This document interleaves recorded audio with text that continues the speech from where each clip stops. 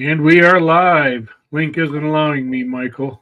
Hold on a minute, buddy. What's going on here? Michael Beck, stand by. Let me get you the right link.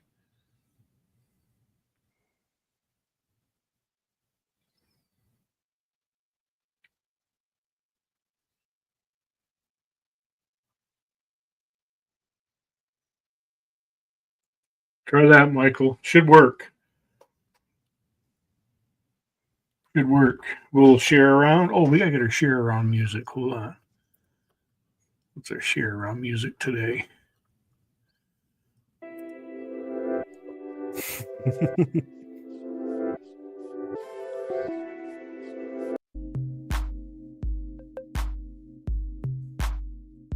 There we go.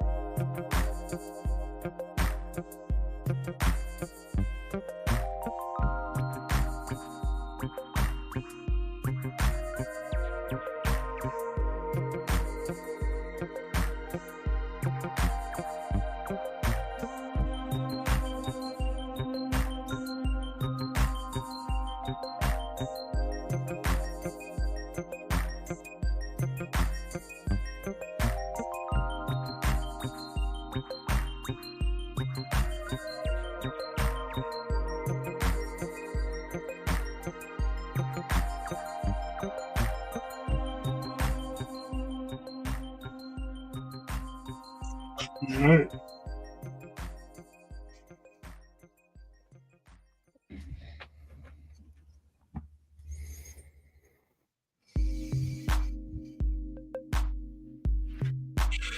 All right. Little off cycle, so live participation might be a little bit low today. There's Michael.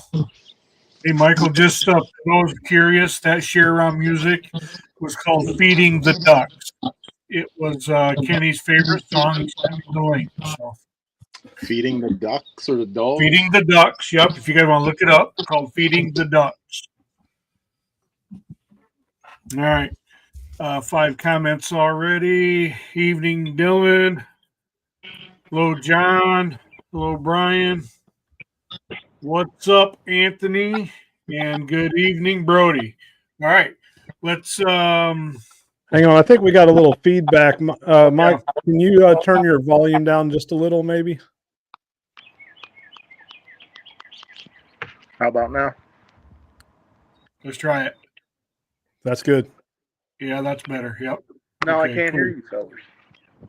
Well, you can turn it up a little. We can find the balance before we go. Okay. Yeah, before we let the music play. We good? Yeah, you're right there with the birds singing and everything, buddy. It's very tranquil. Coming off feeding the ducks to listening to the songbirds. Feeding the ducks, yeah. Yeah. All right, here we go. Let's let the music play.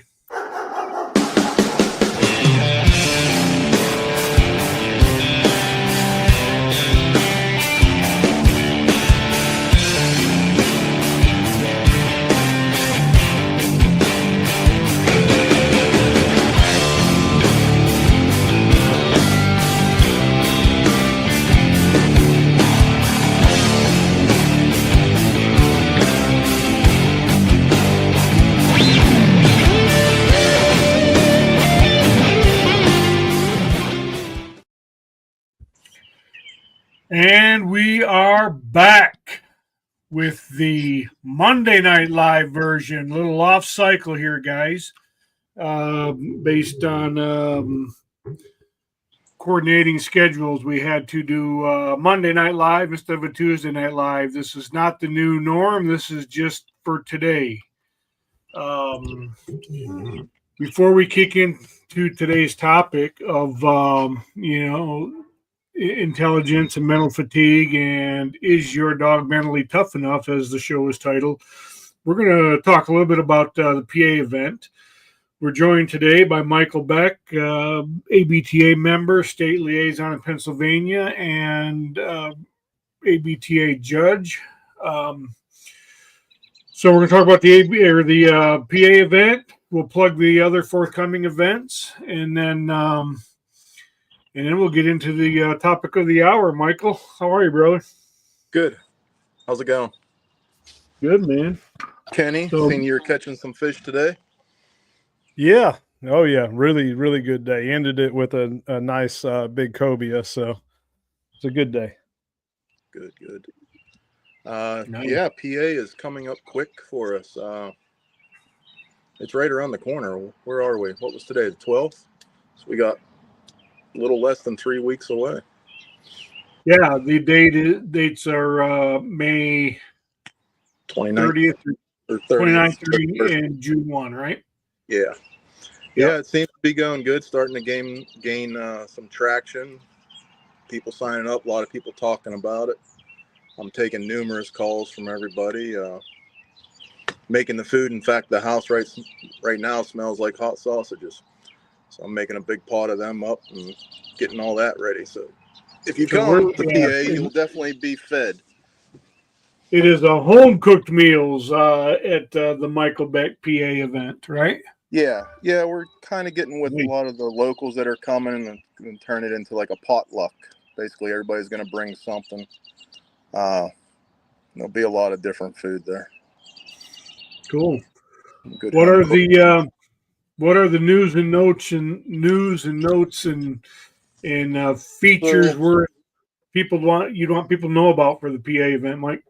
So we're holding it at the Winburn Sportsman's Association, which is a sportsman's club, and it's nestled within 25,000 acres of the Gallitzin State Forest.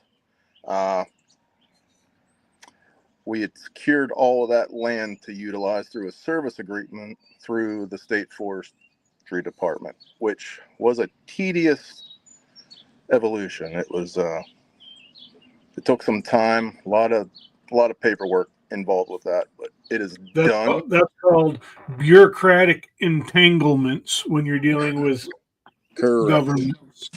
But yeah, we're looking forward to it. A lot of giveaways. Word on the street is that there'll possibly be a Garmin item given away there at the event for the attendees on Saturday during the seminar. There's also going to be a discount offer through a local business for Garmin's for the attendees. Oh, really? Yes, sir. That was worked out through Petland. That is Ted Karcher's store. He's the guy that runs Bonnie, the Hanoverian hound, and he is really he is really stepping up for this event. Got me in touch with and himself in touch with a lot of his vendors and stuff like that, and his dealers. A lot of great giveaways coming. As far as the schedule, it's going to run as your typical schedule. You know, your seminar. Kenny's going to be talking a lot, right, Kenny? A little bit. A little bit. But yeah, and I mean, that's going to be new to me there because you guys said you changed it all. And there's going to be a lot of hands-on stuff for the attendees, so I'm interested in seeing that. We have a local dog trainer coming to touch on obedience and collar conditioning for dog. Evan Snyder from All the Way Canine. He's pumped. He's really excited about being part of this. He's been involved with the sport dog community for quite some time. And the first time he came out during a training with me and Ted, he was blown away whenever I laid 450 yards. I said, yeah, it's just a short track he just looked at me, his mouth dropped at me. He goes, a short track? 450 yards? Are you kidding me? He's like, a short track's like 10 steps. I was like, nah, but this is how we roll. So he was completely blown away, very excited. Pennsylvania Game Commission is going to be there. Representative from them is going to be there to talk rules and regulation, maybe get some insight. A lot of handshaking and elbow rubbing, I guess. It's always good to have them on hand. I believe a member of the Department of Forestry is also going to be there. He wants to attend it. He's actually talking about getting a dog. Oh, okay. He's Good. interested in, so I'm hoping he makes it. That'd And be cool. as far as scheduling, I think we're doing pretty good for the testing. I think there's a couple introductory evals signed up already. At least I know there's one definite, a few pending. I believe we're going to be the first event to have the drone testing. Is that correct, Kenny? Yes. So that's kind of exciting for us to see that. Even though it's Yeah. not legal here in PA, it will be nice to experience that. No, but that's something else to think about. Is it's not just about PA. I mean, the event is held in PA, and of course, there is going to be a lot geared towards PA. But this event is open for anyone, for surrounding states, for anywhere in the country. We have people coming from Arkansas, Yep. Ohio, Florida, all over the place, Maryland, New Jersey. So, Yeah. so although it is in PA, we're going to touch on stuff that is applicable in other areas as well. Absolutely. Well, let's park here for a second because, Michael, you brought something up that I don't know if we really mentioned much, at least in my short time as the social media czar of the drone test. I mean, the ABTA offers a nice range of testing and growing. The introductory evaluation is new, and it's being very well received. I mean, I showcased it a little bit or shared it a little bit last week. Someone expressed some interest, so I explained it to them a little bit. We've got people interested in it for Pennsylvania, and there's a lot of talk and a lot of interest about it. So that's catching a lot of buzz, the introductory evaluation. Then there's the started, seasoned, and finished, which are kind of the OGs of the ABTA testing. Moved into the multi-dog. Now we have the elite testing, newly developed and released elite testing. There's a drone testing. Probably not many people knew that the ABTA offers a drone certification, and PA is going to be the debut test for that. So there's a lot going on, and there's a lot of stuff that if you have an interest in certifications or at least an inquiring mind, give us a shout, talk to somebody, because there's probably something for you. And if you have a cool idea, we don't have all the ideas by any means. Share a cool idea. Who knows where it'll lead? The worst thing it could do is lead nowhere. The best place it could do is become a premier event. Who knows? So let me touch on the drone test a little bit and why we did that, and I'll just go ahead and say it was for the most part, it was myself, Joe Tenney, and Darren Miner that really worked on that. There was some others involved as well with Game Warden, a couple other drone operators. But here's the deal. The reality is drones are here. They're not going anywhere. Nope. They are a good resource to recover deer. Do I think that they'll replace dogs? No. I have a drone. I have an M30T. I do have my Part 107. And I used the drone a couple of times last year, but more times than not, the dogs were, or every time that I never found a deer with a drone that I couldn't find with the dogs. I found many the other way around. So one thing I want to say, the reason that led me to want to develop this test is anyone can operate a drone. It's pretty simple. you know, and it takes time to learn how to do a proper search, but it doesn't require any real wood sense. If you can play a video game, you can fly a drone. So what I found is people they weren't making the right calls, you know, and I've heard, and this is what really led me further into it. I heard from some dog handlers who started operating drones state, well, we don't need wait times for the drones. And that immediately, you know, it struck a nerve, because here's the deal. In many states, once you put that drone in the air and you locate that deer, you can no longer pursue that deer if you find it alive. Yeah. So if you don't wait the proper times and that deer is not expired, you just cause that deer to waste in the woods if you want to do everything legal. You know, where and they don't go by wait times because, for one, you know, most of the time they're not doing a real thorough interview. They're not. I've had experienced dog handlers who operate drones tell me, well, I don't go look at the shot site. Well, why not? You know, what if you get there 2 hours after and there's gut matter at the shot site? Now you put the drone in the air, you locate the deer, it's alive, and you can't go get it.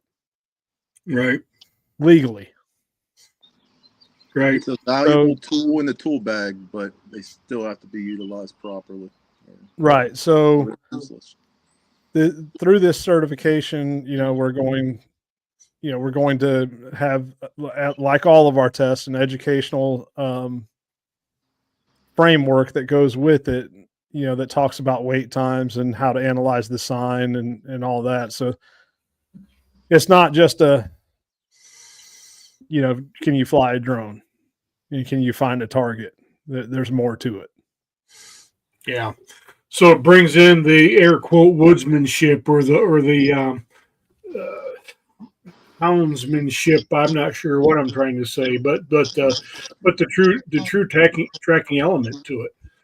You know, not just like you said, flying a video game and saying there it is. It ties it together about as good as you can for today's technology. You know, kind of like that old country song, should he hang on to the old or grab on to the new? You know, it kind of brings them together for really when situationally appropriate. A dog and a drone is a force that can't be beat when situationally appropriate. You know, so that's good. I like that the test consists of that stuff. So there's a couple of comments while we're on this topic. You know, go ahead. Yeah, Gene Ferris said, I thought a dog could go behind the drone, just the operator of the drone could not tell them where the deer is or was. It all depends on how the law is written. You know, and in most states, you cannot pursue a deer after flying that drone. Right. Because you're using, what do they say in the PA thing? Anything, any type of technology or something like that in pursuing game. Yep. And it's the majority of the states that have it written as that. Mm-hmm. So Michigan says anything with using aerodynamic forces. You want to grab Joe's? Is that the other one you were thinking, Kenny? Yes. Yeah. So, any other questions on the PA event? Yeah, we're going to finalize this drone stuff, then we'll go back to it. Okay. As a handler, Joe Tenney says, as a handler first, pilot second, I push wait times like normal. The hunter is the problem. They just don't want to wait. They have to know now, and that's the biggest challenge, is trying to get them to understand the results are better if we wait. Some get it and wait, but most just call the next guy if I say wait. And I get that. You know what my response is? Call the next guy. Yeah. You know, and eventually those guys that don't want to wait proper times and they cost people their deer, they're not going to be around long. Yeah. Yep. It's an evolving evolving niche. We're trying to find our way through it, but it's here to stay and only going to grow. So, Yep. So, Michael, back to PA, buddy. Then we just had to take that little detour because it was relevant and appropriate. So go ahead, buddy. Yeah, I'm just finishing up with it. I mean, like I said, there's going to be something there for everybody. I'm hoping that a few hunters show up. Like I said, supposedly they are. We'll see what happens. It's kind of tough when you're coordinating something like this and people wait to the last minute to sign up. That is a logistical nightmare. It is. Yeah. But we're managing. But it's funny, over the last week or so, you can tell some of the people that are coming to test, the nerves are starting to hit. A lot of questions, a lot of second guessing. My phone's been going crazy. It's typical stuff. It's here's what I'll say. If you have a test scheduled in Pennsylvania, don't worry about it. It's just following your dog on stuff that you've done probably close to hundreds of times. Just test. The very worst thing that's going to happen is you're not successful in obtaining a certificate and a ribbon, but you're going to get great feedback and you'll know what you've got to work on to be successful in terms of certificate and ribbon next time. Yeah. If you're open and receptive to feedback, no matter what the outcome is, it is not a lose situation. You're gonna learn something. Just don't sweat it. Relax. And for me, the nerves are hitting more on the first time judging, and I'm going to be under the microscope of Kenny Mullins there on top of me. So I mean, I'm under the gun again. Here we go. I will tell you what, buddy. But it will be fun. You know, I'm recently certified too, and I got all big and bold and decided to do 3 tests for my debut because people wanted to do it, and it come out fine, but it was a little stressful getting those lines down. Yeah. You know, for the very first honestly, time. This is the first that it's been mentioned by me that I am a judge now. I haven't put it out there really to anybody locally because I want everybody to come to the event. Absolutely. You know, so I haven't put it out there. So if you're interested in an event, it's not too late to register for Pennsylvania. Or what, 3 weeks out, 2.5 weeks out, whatever we are. Yeah, about 3 weeks. About 3 weeks out. AmericanBloodTrackers.org. Go ahead and get registered under the events tab. So Michael knows that he's got to boil another pot of sausage. You know, if you want to test, you guys bring your long johns and hoodies too. Extended forecast is calling for snow that weekend. Oh, you're not now. You, Kenny's not coming now. I'll still be there, but I'm flying in. I'm flying out quick, and you're not going outside for anything. Yeah. No, I was looking ahead. It's going to be seasonable, it looks like. I mean, a lot of rain, though, up here this year. The weather's been weird this spring. I mean, Christ, I watched a supercell go over the house. I've never seen one here. It felt like I was out in the Midwest or down south again.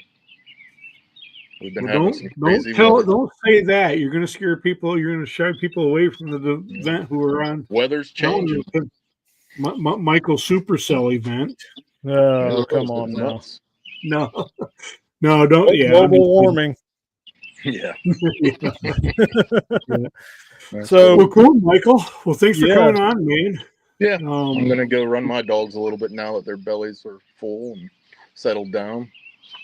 Oh, so you're not going to tune in? I will be listening from my pocket while I'm running my dogs. Okay. They got to get out. I've been fishing a little bit too much myself. I've been enjoying myself. Yeah, I saw that. Yeah, I've been seeing it. Awesome. That lake's tough. That lake is tough. Something's weird. I can't find the perch, and that's the problem. If the pike are eating them, that's why all you're catching is pike. I'm going to catch the walleye. I just got to find the perch. All right. But, all righty, we appreciate you coming on and sharing the PA event. Yep. Any questions, contact us. Somebody will answer. Cool. Thanks, fellas. Thanks, Michael. Have a good evening. Hey, See you, buddy. tonight's subject. What was the tonight's subject that we're doing again? Intelligence and mental fatigue for the dog. Probably should do one on the handler too. That's next week. Tune in next week. Gotcha. All right, fellas. Have a good evening. See you, pal. All right, Kenny. All right. Yeah. So I've been stoked about this. Yeah. Let's dive in. I'm stoked. I don't know if you noticed, I got a brand new haircut. I got my beard trim. I'm full of all kinds of confidence now with my new self. I've been pretty stoked about this topic. And like I said, kind of in the intro there and in the share around segment, that I'm getting a lot of people talking about it. So let's talk about it because it's a relevant topic, man. Yeah, so I got a lot of notes here. So if you see me looking off to the side, this is a pretty in-depth topic. So I really had to prepare for it, and I didn't want to miss anything. So if you see me looking over here, so I'm looking at my iPad at all my notes. Heck yeah. So Matt, when we talk about dog intelligence or tracking dog intelligence, what's the first thing that comes to your mind?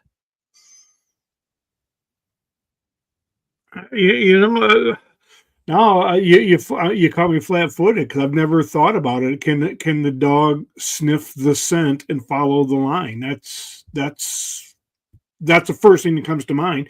I know there's more to it than that, but that's the first thing. So I've asked several people, and the number one answer was knowing and obeying commands. That was the number one response. And I expected that. But, it goes further than that. It's more about problem solving. Yes. And, when we talk about the tracking dog, it's scent discrimination, adapting to changing conditions, and making decisions in real time, which is what we need. So a lot of people focus on nose, but if you don't have the brains to put all that together, what good is the nose? That's right. So this is something that is not talked about often enough, and that's why I really wanted to bring this up. And so when we start talking about intelligence, we're going to break it down into three topics: instinctive intelligence, adaptive intelligence, and working intelligence. So instinctive intelligence. What's that? Did you have my attention? So instinctive intelligence is the dog's natural ability to use its senses, especially the nose.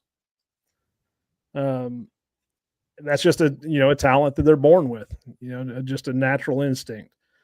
And adaptive intelligence is how well does a dog learn from experience and adjust its behavior. It's how the dog figures out how to work through a confusing scent pool or recognize a trail that is turned, or where it loses scent to work it out. All that is adaptive intelligence. Working intelligence is a big one. This is where the dog and handler are working together. How well does the dog follow the commands, and how well does it cooperate as a team? So, when we say a dog is smart on the trail, we're really talking about a combination of the three. You have any questions on those, Matt? Well, I don't. I got my notepad out, so excuse me for shuffling around because I want to make a note. So when we got the break, I could comment or comment or question. And now because I'm so distracted, I forgot what my question or comment was going to be. It was about.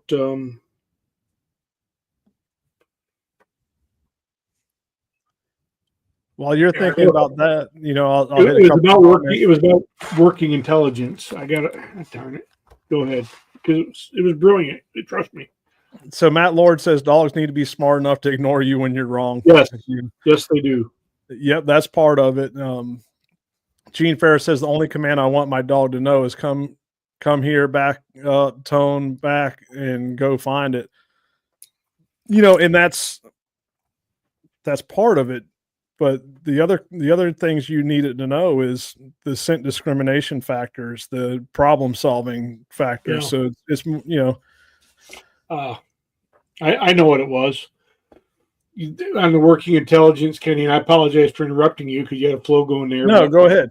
It ties back into, we just talked about testing. And as we progress through the testing series, if we talk about started, season, and finish, you get to the seasoned and the finish side, there are elements built into that test that are intended to test the working intelligence of the dog. Absolutely. The scent pool, the 90-degree turns are testing the working intelligence of the dog. The scent gap in a seasoned, all of that stuff is designed. So, I just wanted to bring that up because there's a tie in there. So the testing makes sense into intelligence applications. So that's what came to mind, Kenny. Someone wanted to say hi. Oh, hi. Oh, that's a beautiful Bavarian. Yeah. Nice. Yeah. And also not only is it tying in with the working intelligence and adaptive intelligence on those lines, on those test lines, but there's also the handler side of things, which we'll kind of dive into next week. But it's all part of it. Yeah, and I guess what did we say? Was it working, adaptive, and what was the third? What are the three? Instinctive. Instinctive is the other one. Working, and adaptive. And even adaptive, particularly in those advanced tests, you've got to be in tune. You've got to be a true team. That's the adaptive intelligence. Your dog's got to know you as well as you got to know your dog. Oh man, I love this stuff. Don't let me interrupt your flow anymore. Buddy. No, you're good. You're good. So the next topic is mental stamina. Which ties in with all of this. Intelligence is one part of the picture. If your dog's smart but runs out of focus, that intelligence won't take you far. Right. That's where the mental stamina comes in.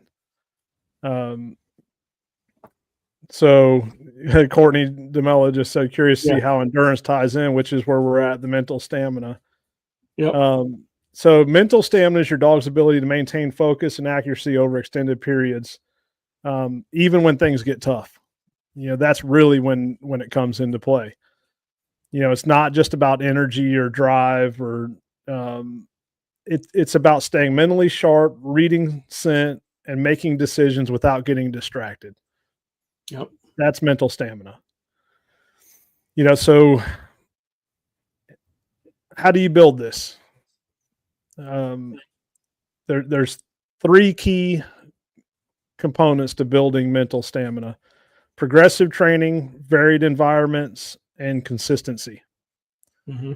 So progressive training is start with short, simple tracks and gradually make them more complex. Let your dog build confidence step by step. However, there's a different, give me just a second. Dog was trying to get up on the stove. Anyways, when I said start with short, simple tracks and gradually make them more complex, in building that confidence, there's a fine line there. You have to push them to build the mental stamina. You have to push them. So you don't want it so simple that it's not challenging. Right. Which we'll get further. We'll go into more depth on that under the mental fatigue segment. But just keep that in mind. Varied environments, train in different terrains, thick brush, open field, swampy areas, briars, water. A well-rounded dog is a confident dog. Yep. So it's key. You're not going to benefit from just training in an open field all the time.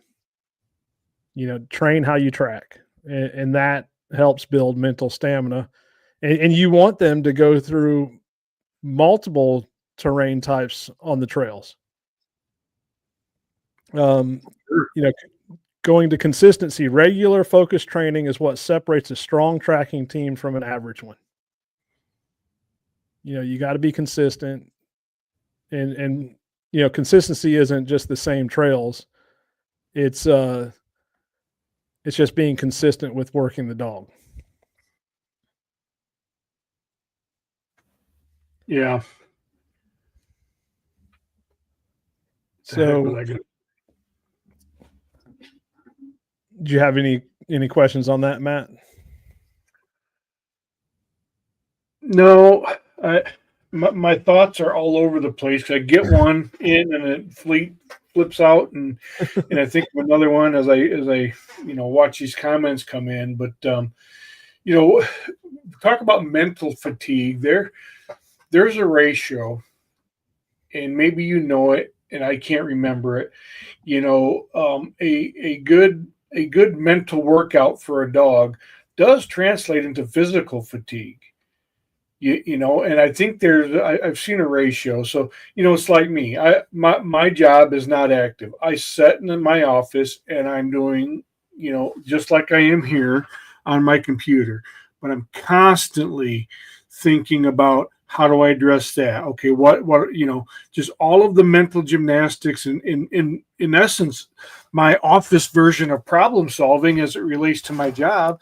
And I may not take 100 freaking steps in a day. I mean, I do, of course, but you see my point. And I go home exhausted because of that mental fatigue. When I worked on a production floor, I wasn't near as tired as I am sometimes now, not always. And same thing with a dog.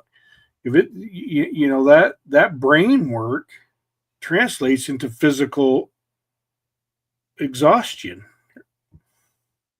Correct. And I was trying to remember there's a ratio, but anyway. So I want to go to some of these comments. Which one you want? I seen Gene commented to Courtney saying I try to build the hemoglobin up. So what we're talking about here, though, is the mental side of things. Mm-hmm. The mental stamina is as important as physical conditioning, and what Gene's talking about there is physical conditioning, which is good, and you don't want to bypass that. But on tonight's topic, we're focused on the mental side of it. Yep. Mark says positive affirmation seems to be a key player to help build confidence and mental stability and strength. Maybe a good girl / boy when you're a great distance into the track. Yes and no. You don't want to take their focus off of that. So I tell everyone let's wait till the end. But we'll get into that under the fatigue and so there's a lot coming in here. You guys are getting ahead of me. We'll get through all this. Having several dry runs will affect the dog as well. So that's going to take us into recognizing and managing mental fatigue. So here's the other side of the coin, mental fatigue. Even the best dogs can experience it. When a dog is mentally exhausted, you might notice loss of focus or erratic behavior, ignoring your commands, sniffing without a clear direction, relying on you too much instead of making decisions.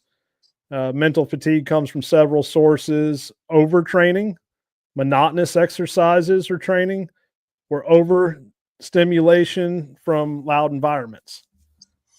So this is where we dive into the training side of it. Where Chuck is talking about the dry runs, Gene's talking about physically break down, you mentally break down.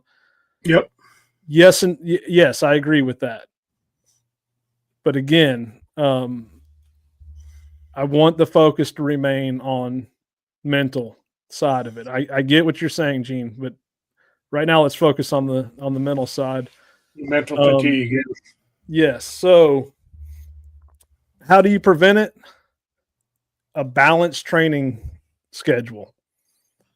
So this ties into what Chuck was talking about. You want to alternate between high and low intensity sessions.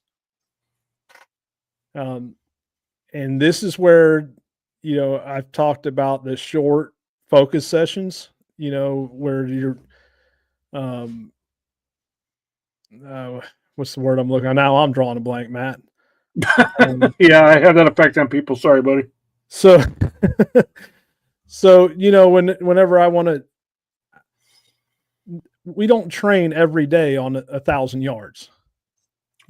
Isolation training is the word I was looking for. That short focus sessions, quality over quantity is key. There you go. If you remember that, quality over quantity. Yes. Now, are those long lines important? Absolutely. But you need to mix it up, and you need to go from, once you get a dog to a certain point, typically what we'll do is we'll progress on age and distance till we get them, that half mile, 24 hours. We do that fairly quick. Typically we can have a dog at 24 hours in 2 to 3 weeks, but that's John and I, we do this every day. Yeah. So keep that in mind. I'm not saying for the average person. Once we get them to that point and they have a solid understanding and we know where they're at, then we back up and we start working on this, the mental fatigue and the focus, the stamina. And that's where the short focus sessions come in. Another key part of it, which ties into what Gene said, rest days. Dogs need time to recover both physically and mentally. So what Gene was saying is spot on. It ties hand in hand. Especially in what we'll do when we really push a dog hard. Let's say we're working on a long trail, a super technical long trail with a lot of tough aspects in it. That next day we may give that dog off. Or we'll back up and we'll do just a short, easy session. Yeah. So you want to switch things up. You want to change your training locations, the layout of your trails, and keep the dog engaged. So, if your dog does show signs of mental fatigue, the best thing you can do is end the session on a positive note and let them rest. Sometimes all they need is to come back stronger. And sometimes that rest isn't a day. Sometimes that rest is just sitting down on the trail with them and taking a break. Could be as simple as that. Yep. So, that's going to tie into our next segment, the handler's role, leading the team. So we can't talk about tracking without talking about handler's role ever. Right. As the handler, you're not just following the dog, you're guiding, you're supporting, and you're reading them every step of the way. So recognizing when your dog is starting to lose focus, you need to stay calm and supportive. It's like we tell everyone, your energy directly affects the dog's mindset. Be willing to adapt, and not every training day has to be perfect. In fact, if it is perfect, you're not doing anything to help the dog. You should be challenging that dog. If your dog is struggling, like I said, it's okay to cut the session short. But you want to end it on a positive note, than to push them to the point of frustration. It's just like us. If someone pushes us till we get frustrated, we don't do a good job. We start falling apart. A dog's no different. Now that comment you had up a little bit ago. From Mark? Yep. Yes. Put it back? Yes. The positive affirmation seems to be a key player to help build confidence and mental stability and strength. Maybe a good girl, boy, when you're a great distance in the track. I've seen, it does work at times, but I've seen it mess up dogs more times than not. If they're working and they're focused and and they're progressing along, honestly, the best thing to do is just follow them. A little bit of encouragement when they start struggling. Come on, we find it. Come on, that's one thing. But I've seen a lot of people mess up by, good girl, good boy. And then the dog thinks that, hey, well, I'm at the end, and it can affect them. I use the very subtle good girl. Not much anymore, but when she would start out, and I knew she was on the line, I'd give her that just real subtle good girl to let her, a little confirmation. And then maybe after, like you said, after a problem area where she worked it out and then she reconnected or, something like that. Just a sort of good girl and affirmation. But other than that, if I'm talking to my dog, I can't do anything but screw her up. She knows her job. She doesn't need the boss nagging her all the time. Right. One thing I want to touch on, and I forgot to put it in my notes because I was running late. I've seen a lot of people, especially with young dogs, they misread the mental stamina, mental fatigue for the deer still being alive. On a real trail, sometimes those young dogs, they lose the mental stamina. They become mentally fatigued and they'll quit on a trail. And I've seen it happen time and time again. And then they just say, oh, well, the deer's going to live. It's not going to die, when really your dog just gave out mentally. Yeah. Let's throw Mark's comment up there real quick since we had him up there. My comment is just on mock trails. If your dog isn't going the distance, I agree 100% with you. Just to build the key, if the dog isn't going the distance, yeah. So gotcha. Yeah, good clarification, Mark, and thank you. Sublime Tracking, by the way. Yep, Missouri.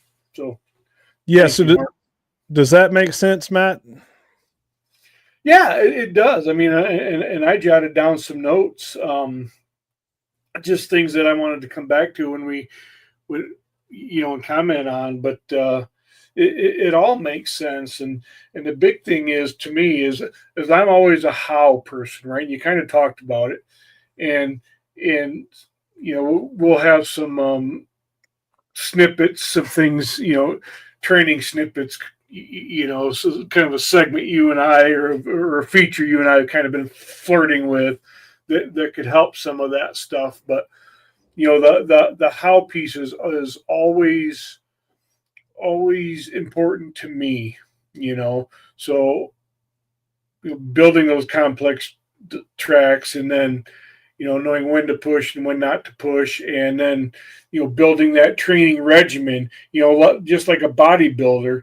They work upper body one day and lower body the next day, so the muscles have time to rest and recoup, just like the brain, of a dog.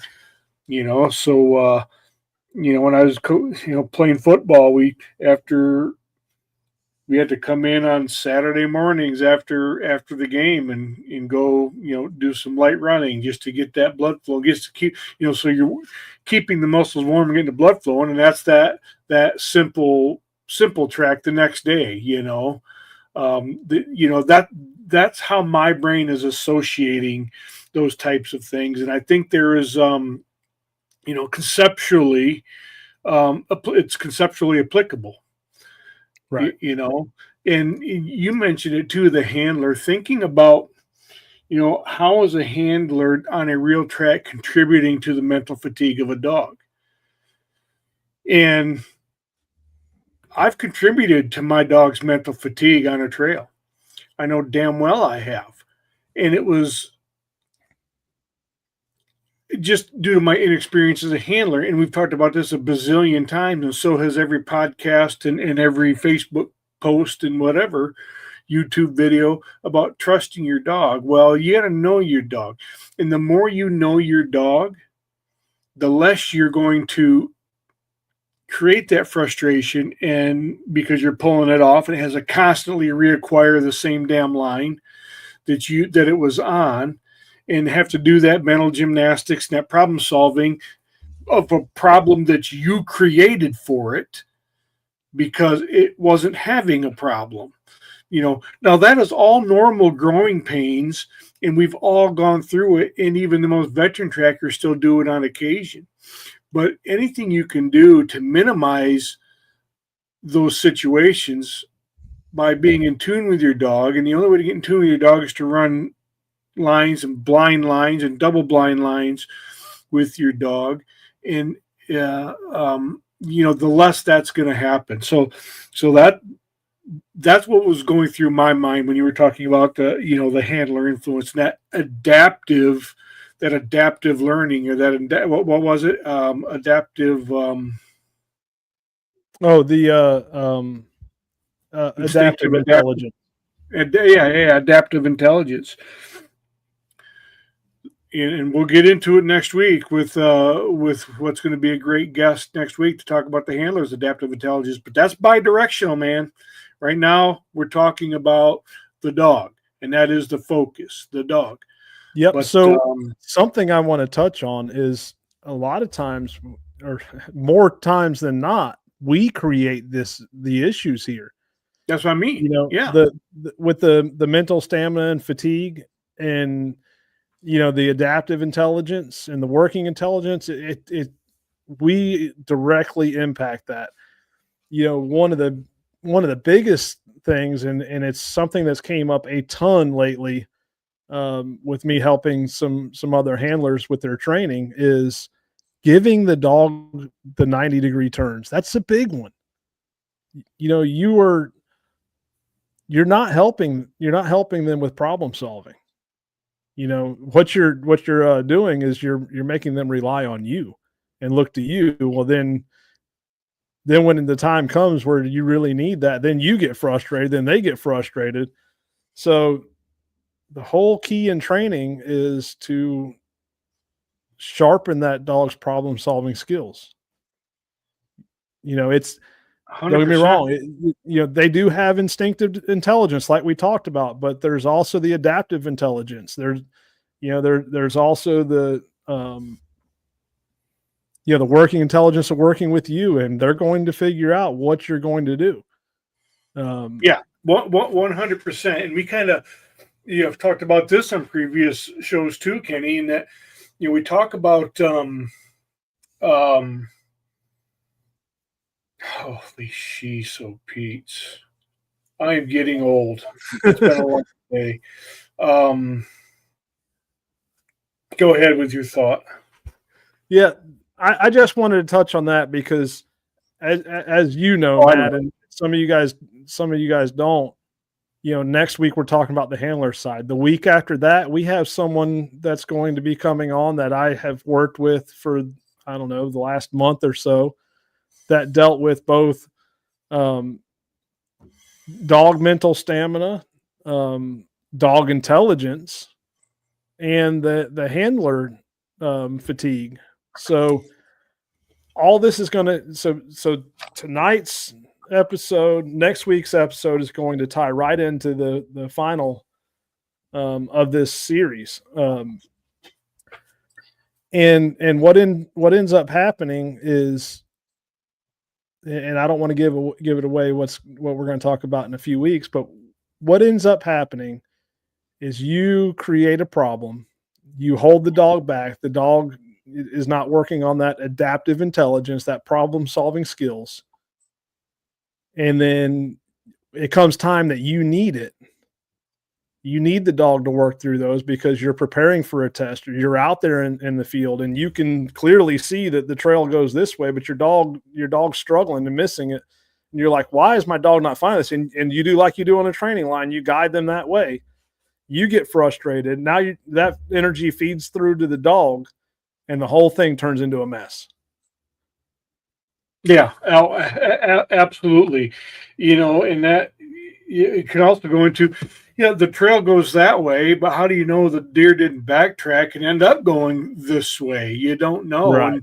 And that all boils down to your training and allowing the dog to, I'm not going to say make mistakes. I don't know if dogs make mistakes, but they develop. And if you deprive them the opportunity to develop, and that was the thought that escaped from my head a little bit ago. And we've talked about this before is, everyone, if after the first year of working with your dog, it's pretty reasonable to say that the dog understands its job, but that doesn't mean that your dog is particularly proficient at his job yet. A 1-year-old dog. That comes in the problem solving development. Yeah, it can smell you're not developing its nose. You're not developing its ability to well, yeah, maybe you are developing its ability to process it, but you're developing its ability to problem solve the complex issues in learning how it needs to circle. And when I circle and I keep making my circles bigger, eventually I reacquire. That is what's being developed in years 2, 3, and 4, and then eventually, maybe at year 5, you're not developing much more. I don't know. You would know better than I do. But my point is, early on, those first few seasons, that's what's being developed after the dog understands his job. The first year, yes, you're trying to get the dog to understand his job is to follow a particular scent from point A to point B. After that, it's getting the dog to develop its cerebral capacity to manage that and problem solve that track. All the while, you are learning your dog's tendencies while it's problem solving and all of that. So again, rehashing stuff, but I don't think we can rehash it enough. I think it's all relevant. There's a tie there. Yeah. Well, here's another thing. Everyone, or I shouldn't say everyone, a lot of people keeps asking, well, why do you have scent gaps? Why do you do scent gaps? The scent doesn't just disappear. They never thought about the aspect of the mental training and problem solving. Yeah. Yep. And that focus, remaining focused through that problem, continuing to search and work it out is all part of it. Yeah. And that is all building mental stamina. Yep. So, it all ties together. And here's something else that people doesn't, they mistake the mental, the intelligence and the focus, the mental stamina and drive. They get them all confused. Yeah.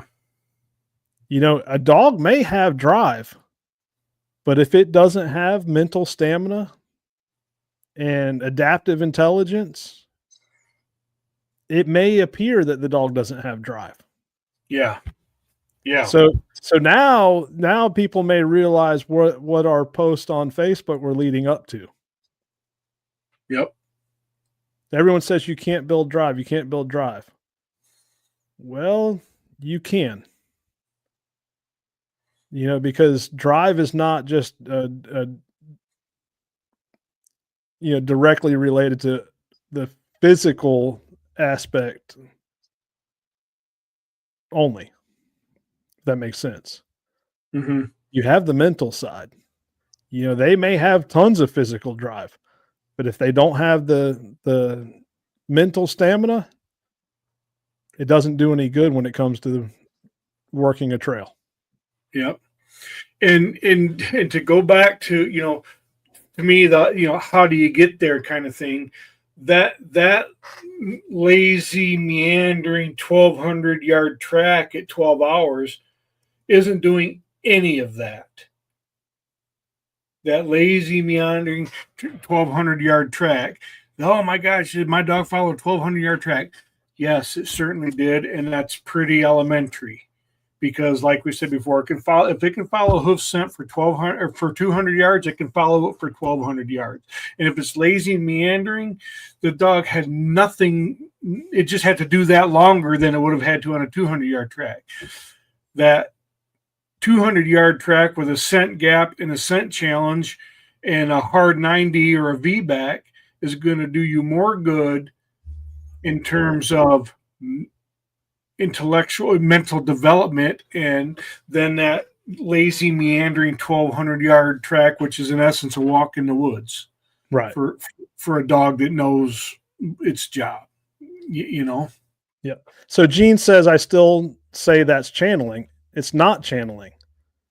You know, your kids going to school learning something is not channeling their knowledge, because they don't have the knowledge. So your adaptive intelligence comes from teaching, from learning. So it's not really channeling. It's you are training, you are developing that mental process to tie in with that physical drive. You know, I guess you could call it channeling if you want, you know, but really you are developing that.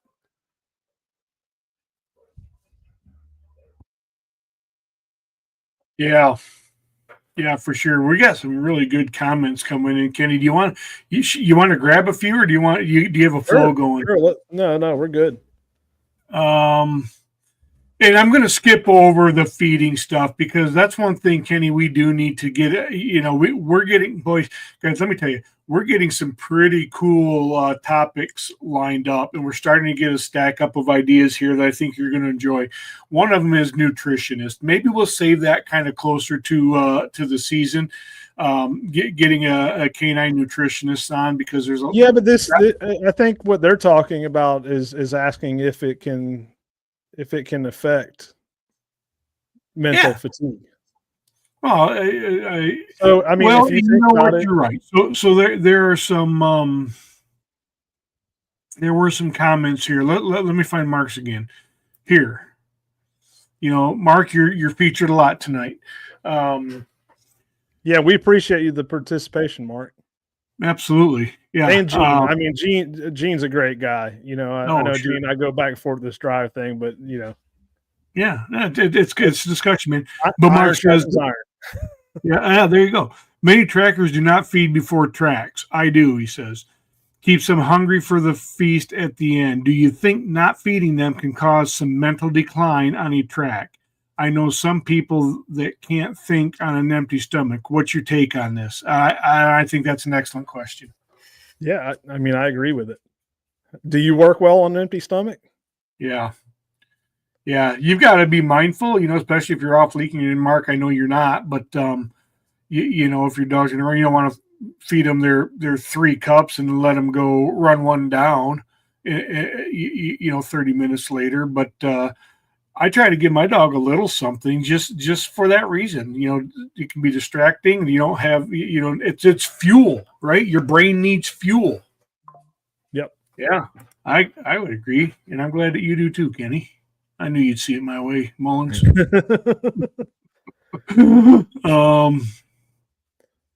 Yeah, and honestly, that's an old school mindset. If the dog's hungry, it'll hunt. You know. Yeah, I don't.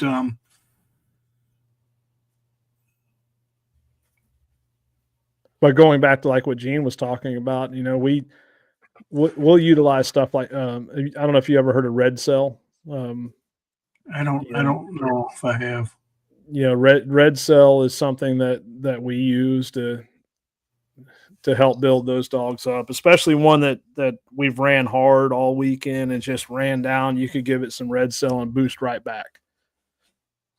Okay, red cell. I'm going to do that. I mean, I'm not running super hard, but we run enough, you know, and I do supplement during the tracking season, but our tracking style is a little bit different.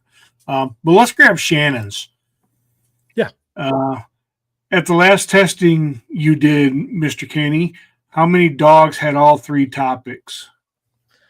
So honestly, it's pretty hard to see on the like started level test. You start seeing it more in the season and the finished. And I will tell you this, the mental stamina in most cases is a direct relationship to the training that has been done. Now don't get me wrong, there are some dogs just like people that, they don't have the mental focus. Not every dog will make a great tracking dog. That's just the reality of it. But in more cases than not, it's training related. And I would say on a started level test, 80% plus, has the mental stamina and physical stamina to handle that track. Then when you start getting into, and I'll pull the numbers but you start getting into the season level, that that drops down to probably 60%. You get to the finish, and that drops down to about 50% or less. But again, in most cases, it's because the dogs were not prepared for the task mentally. Well, and I was just going to say that. So you pass your season level certification. I mean your starter level certification. And that's something to be proud of. You worked, you trained your dog. But it is a reasonably simple line. With 290s, it's intermediate in length. I might even go as far as say it's short. And that's something to be proud of, but don't rest on that. So that drop is probably the reason for that drop in success or whatever on that. Well, I guess the question was not about success. It was about how many had all three. But if we think about success rates on started to seasoned, it's probably twofold. And one is it is a more challenging line. It should be. It's supposed to be. It's the next level. It's advancement. But I think a lot of it boils down to what you said is people got their entry level certification. So okay, cool, and they're not working as hard as they did, or putting in the work that they did to get to that first level. And really, you should maintain and continue to engage and then advance your training to match where you're at in your trajectory. So if you've got your starter level, you're good there. Well, the starter level line is probably 1 out of 20 tracks in the real world. I'm making that number up. I don't know what it is percentage wise, but I've had more seasoned or finished level lines in the real world than I probably have started level equivalents, right? Yeah, and that goes right into Larry's question right there. Oh, where is it? Go ahead. Says in the woods, which of these scenarios do you see the most started, season, finished, if that makes sense? Yeah. Oh, there it is. Yeah. There you go. So to expand on what you said, Matt, a started level line would be equivalent to a liver or gut shot deer that was not pushed, that the hunter did not look for it. Yep, and you tracked it at 18 hours. Yeah. Or they looked for it and they jumped it one time and backed out, because typically it's going to be within 400, 500 yards. I agree. So I would say the vast majority of tracks is going to be that season finished scenarios. I would too. Yeah. But again, I've tested a lot of dogs, and as far as I would go as far as to say, looking at it from a trainer's perspective, not just a fellow handler's perspective, most of the dogs and handlers are not mentally prepared for the task. Not that they're not mentally capable. Correct. They're not mentally prepared. That's right. So let's grab Matt Lords here, Kenny. With the finish test having so many distractions, both human and animal, is this to help build the mental toughness? Training for the finish test will help build the mental stamina. The test and those attributes within that finish test are to test your training for that. The test itself doesn't build it, but it's the preparation that you put in to run the test is what builds that. So there's a connection, but it's not the test directly that builds it. It is the work that you do before that. And that is the good thing about testing. Testing it should never be about bragging rights. So my dog's at this level. No. What testing should be is a validation that you have performed the task to the best of the ability. And get some confirmation on that, and get some feedback. Absolutely. And when you pass it, you damn well should be proud.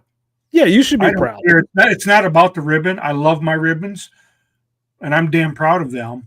But it's about the work and the work that we did to achieve them is what I'm proud of. Yeah. Because now, go ahead, buddy. Now, can you just turn a dog out and with another dog and it become a successful tracking dog? Yeah, I mean, there is natural abilities there.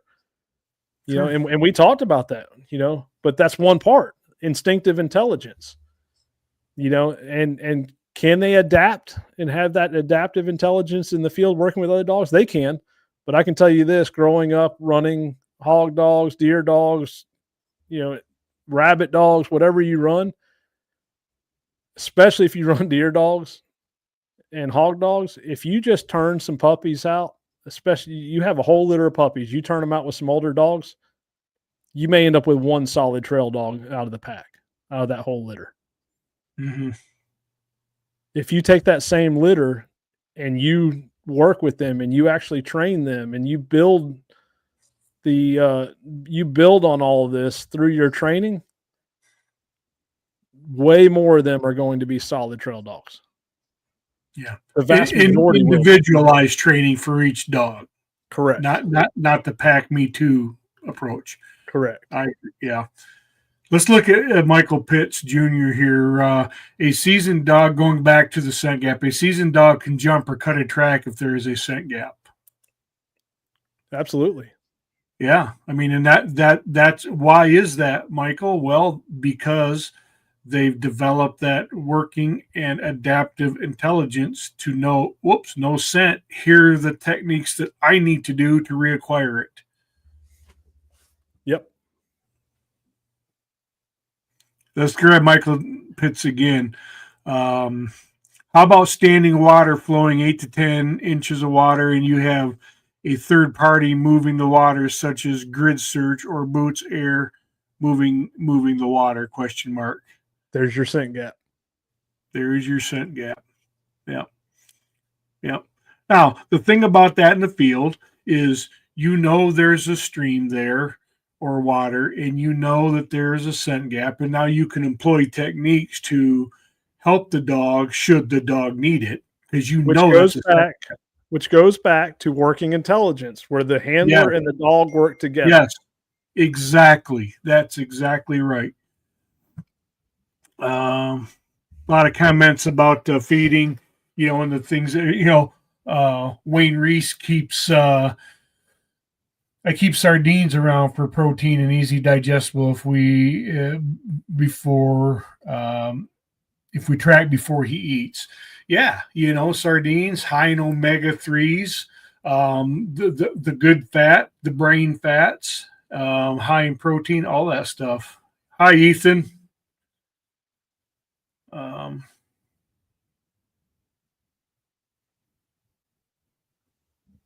Let's Nutrigel.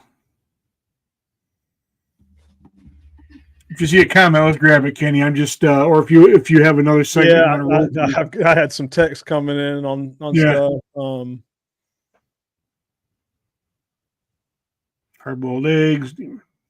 Gene Ferris comment, as the great Ricky Woods from Florida said, the moment you give up on your dog, it will give up on you. That's correct. Yep.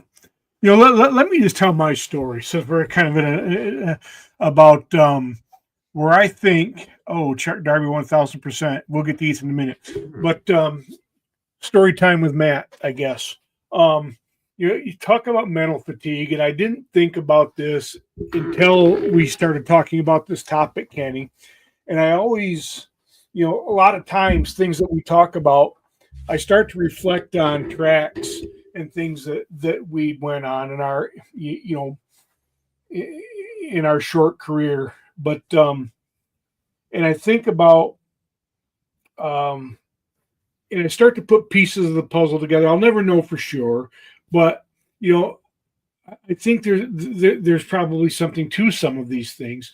And when we talk about mental fatigue, the one track that just keeps coming to mind for me is, I think I screwed her up. I think I was part of the mental fatigue because I hooked her back up. This is that time I've talked about in the midseason last year where I paranoid went back on lead, and I've told the story before. But we looked and looked and looked for this deer that I just knew had to be dead. It just had to be. Every single thing about it suggested it was, from the evidence on the arrow, the hunter's account, every single thing about it. 1,000% dead deer. We didn't find it. And we were across this pretty wide creek, mini river, big creek, whatever you want to call it. A couple of times she took me to the same corner of this bend in the river creek 2 or 3 times, and we just couldn't put the nose on the deer. When we were at that corner, we were, according to the hunter who found it the next day, we were 40 yards away from it. And I don't know if the scent pool was just so big and she couldn't, if there were just some thermodynamics, but there just came a time when I finally called the track. We were out there for probably an hour and a half. And there just got to a point where she just stopped and she looked at me and she looked completely defeated. She just quit working. And I go, man, she's done. And at that point, it would have been futile for me to try to make her do something that she's been working her tail off for the last hour and a half to do. I think she hit that mental fatigue wall, and I think I contributed to it somehow. I did my best to follow her, but it's just interesting because that was a look of just bewilderment and fatigue if I'd ever seen one. So I think it's real. I think I've witnessed it in my dog. Oh yeah, it's definitely real. I mean, yeah, I don't know. I mean, and I would tell you, if you haven't seen it yet, and you are in tune with your dog, I think you're going to recognize it if your dog ever encounters it, because it was I'm not going to call it the weird look, but man, it was a very definitive, Dad, I'm done. Oh yeah, I've seen it many times. Yeah. Which is another reason why I have multiple dogs, because we do run so many tracks. It does happen quicker. Yeah. Oh, for sure. And it's just like people, once you reach that point, it takes even more rest. So if you don't give them enough rest, if the only rest is between going from one track to the next, then they're going to get fatigued quicker. Well, guess what? You better have something. It compounds, right? I want to go back, since we're I'm still going to claim this as story time with Matt, and go back to you talked about sometimes a rest is just taking a break on a trail, and I'm sure we've all done it, but I have a very distinctive memory from our second season. We're doing just that. We were, I don't know how many cornfields you trek in Florida, Kenny, but they are atomically freaking atrocious, and we cornfield people despise everything about them. We hate them with a passion. But it was in a cornfield. It turns out I think the deer was run by coyotes. It was just all over hell. I was upset. I didn't, it was supposed to be an easy track, and then one of my mentors, after I put out a plea, called me, said, "What's going on?" So I told him, he says, "Go back out, put your dog in a downstay, and just let her rest right there." So I did. We went back out there. I calmed down. She calmed down. We probably sat there for 5 minutes, and she calmed down. Entirely different dog. She got up and she just followed that line. It's the same line she'd followed before, but she followed it very differently. And we never did find the deer. I had someone back me up the next day, and I think the deer was run out of the county by coyotes. But it was remarkable, So that's just a testament to your point early on in the show, that the rest could happen, on the trail sometimes, depending on where you're at in the, how fatigued the dog is, mentally or physically. But yeah. Yes. So I'll give two scenarios because my wife just reminded me of one. Okay. I told a story where I had the bloodhound and we ended up having to take him out that season. I had a very young, I think she was 6-month-old blackmouth cur. Yep. And we went on, I'd have to go back and look, 250 plus tracks that season with a 6-month-old dog. Well, my wife just reminded me of a time where, we ran hard. I think I went on 12 tracks in one day. 1 24-hour period. Yes. 12 tracks in 24-hour period? Yes. Of course, not all those were super tough, but it is still grueling. And the way it worked is actually I left my house and every one of them is like a big circle. It just is one right after another, and 3 or 4 were on the same property. It just the way it fell. The next morning I got up and went to load the dog up. I already had like 6 lined up. And my dog, I said, "You want to find a deer?" And my wife will tell you, my dog literally shook her head no. And she went and laid down. She did not want to go. She was done. She was drained, both physically and mentally. Yeah. And then another time is my dog Sam. He had no quit physically, but he was mentally drained. I mean, we had just some grueling tracks. I mean, they're just brutal. And this dog, he didn't want to quit. And we got back to the house and he didn't, I went to get him out of the box, the dog box, and he thought we were getting out for another track and he wasn't having nothing to do with it. And it kind of got ugly there. So we had to come to Jesus meeting,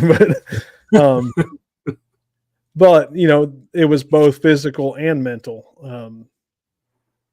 So it happens. Yeah. And now the next year we went on just as many tracks and my dogs were much more prepared mentally. But I had a comment that I want to hit on, and there's several, but this one from Jeremiah Gracie says, in your puppy scenario, do you think dogs requiring training to develop tracking instinct can achieve the same level of skill and instinct as one pup that had it naturally? Well, so this is where people they get it confused. Every dog has the natural instinct, has natural abilities. It's the adaptive and working intelligence that we're talking about here.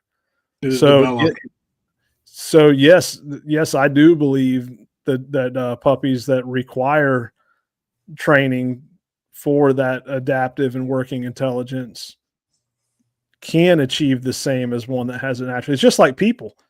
There's people that are just naturally smart.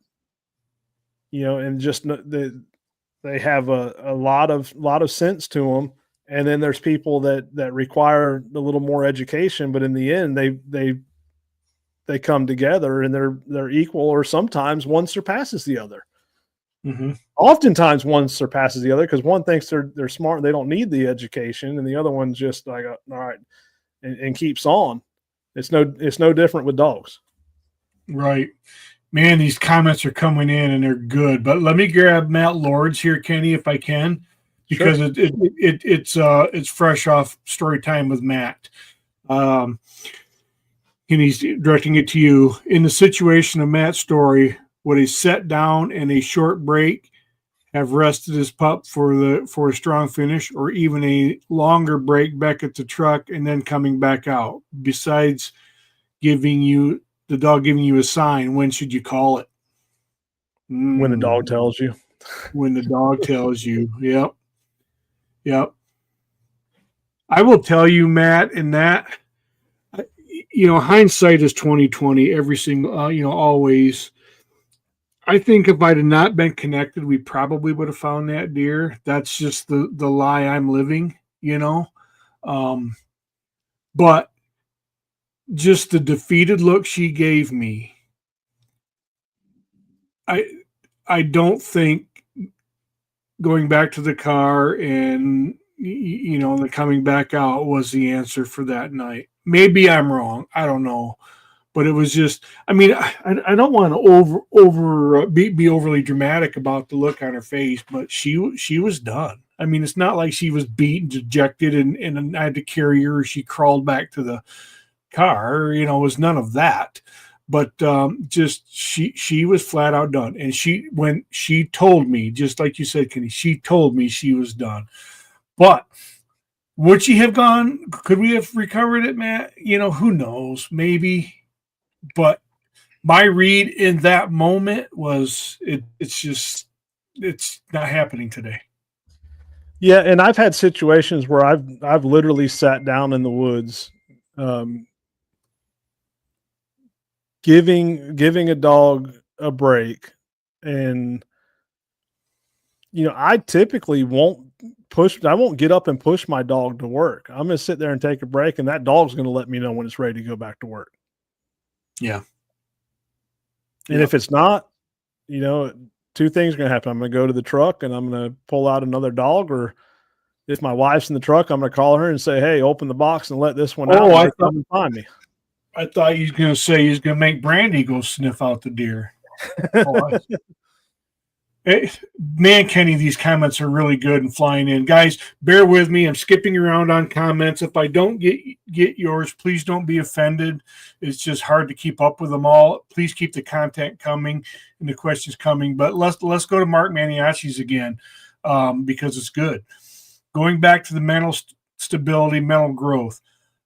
I've heard that science finds that in dogs that neutering too early and can have consequences on the brain of a canine. Science is finding that we should double the fixed times than previously known. Any knowledge on this by chance? Not really.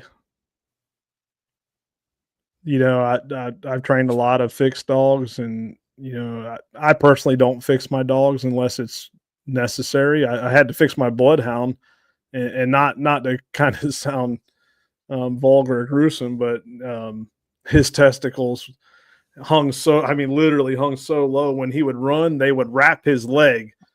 So it was in his best interest for me to fix that dog. Sorry. It got to where he would not run because it hurt him. But it honestly, it didn't affect him. He worked just as hard after and was just as smart after as he was before. And he was young. He was young. I know when I got my dog, part of my contract was I couldn't get her spayed until I didn't get breeding rights. So I wanted to get her spayed anyway, but I couldn't get her spayed until I can't remember if it was 2 years old or 2 heat cycles. Turns out it was the same. It was the same time. She had 2 heat cycles and she was 2 years old. And I thought that was more. I've heard about it in terms of more physical fitness and development more so than mental, but that's interesting. I don't know. I don't know. Hey, Greg's comment right there says, "Where can a rookie handler find a training plan to make sure myself and my dog develop this intelligence?" So coming very soon on the members section of the ABTA website will be a training guide. I already have it. I just haven't put it in there. There's going to be a lot of documentation going in there that will be a great resource for the ABTA members. Yeah. Yep, for sure. Mark. Okay. Yeah, I wanted to come back up here because Chuck, I got to find it again because Chuck had a good question or comment that Ethan responded to. Oh, here we go. Chuck Darby again. The dog is going to feed off you just as you read the dog. Do you think that this affects the mental state of the dog if you are doubting the track being a real track? Oh yeah, being a real track. Yeah, not train track. Yep. Absolutely. And I'll go ahead and tell you, I failed a test miserably because I was not in a good mood. And I'm telling you that it fed through that lead to that dog, and that dog it shut down. It knew that I was not in a mood to run that track. I knew I shouldn't have ran that track. And I actually called the test. I said, you know what? I'm not in the right state of mind. We're not going to work through this. I'm calling it. Yeah. And as soon as I handed that lead over to someone else that had a different mindset, the dog started working and finished it out. Yeah. Well, let me grab Ethan's response to that because, Ethan says 1,000%. I think so. They can tell when someone is pregnant, menstruating, about to have a seizure, blood sugar levels, etc. I believe if we are anxious, they will pick up on it, just like a deer that is alarmed. And if they take the cues from us, they might think they need to be on alert and paying attention to the environment for surprises or something else instead of focus on the track. And so let's remind people who Ethan is. Ethan is a dog trainer who his training company is Hunt Dog. He's a member of the ABTA.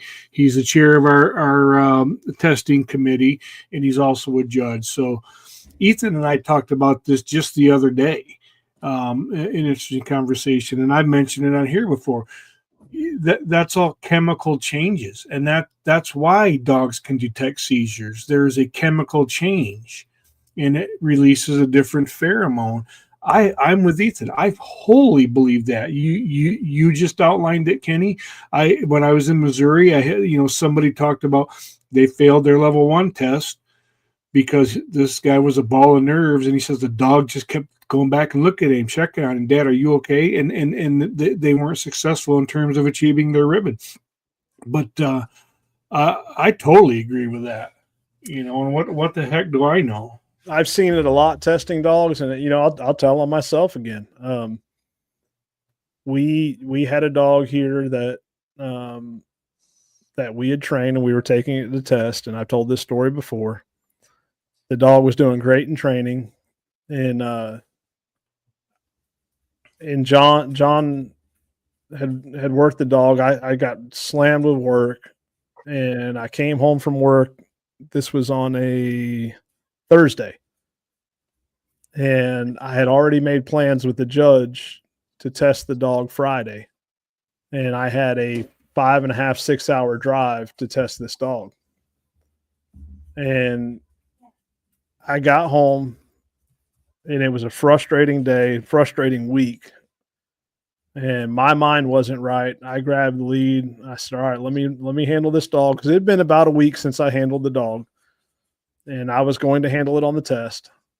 I grabbed the lead. I go out there to run the trail, and the dog would not work. And I I was completely frustrated. I took it out on John. I shouldn't have. I was like, I thought you said this dog was ready. This dog isn't ready, blah, blah, blah. So I called the owner and I said, look, I don't know how this is going to go. I'm still going to go. I told the judge I'd be there. I made the schedule. The judge, worked us into his schedule. So I'm going. And I went back to the house, calmed down, and John came in and said, you walked away and the dog smoked the line. Yeah. And I went the next day. I was in a better mood. We went to run the test, and it was a UBT1 test.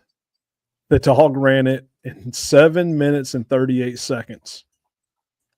A 460-yard line. A wire-haired Dachshund. Flawless. I mean, we were bouncing down that line. Yeah. So at 100%, the dog will feed off of your energy. Yeah, I absolutely believe it. Let's come up here. I want to find John. John messaged me on this one earlier today. Or maybe I commented on his Facebook post. I mowed the grass to create a scent gap. Put him to work. It took him a minute, but he threw it 4 times. He worked through it in 4 times on one line. So, John, you didn't create a scent gap. You just created a scent freaking pool, a huge pool. Yeah, you spread that scent everywhere. So there wasn't no gap in the scent. There was just no gap anywhere, no direction to the scent. Yeah, and tons of disturbed earth, broken vegetation, disturbed earth. Yep. Yeah, Mark on the scent gap discussion again. Mark again. Scent gaps can happen in just a sunny area on a track. Scent is always there, just a lot less. Yeah, sun bakes it away, man.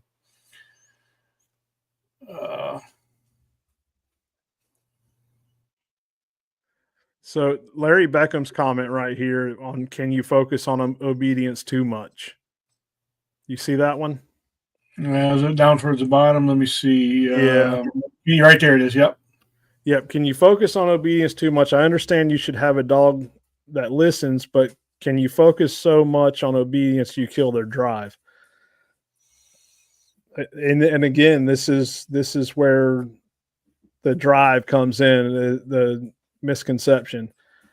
Yes, you can focus on it too much, especially if you have too long of sessions, which comes into your mental fatigue and mental stamina. Honestly, you really shouldn't spend more than 10, 15 minutes on obedience a day. Or a session. Let me rephrase that, a session. And you can build that up, but you definitely don't want to start out. I mean, you don't want to start out with long sessions. You're gonna burn the dog out, and it's not going to turn well. As far as killing their drive, mental drive, yes.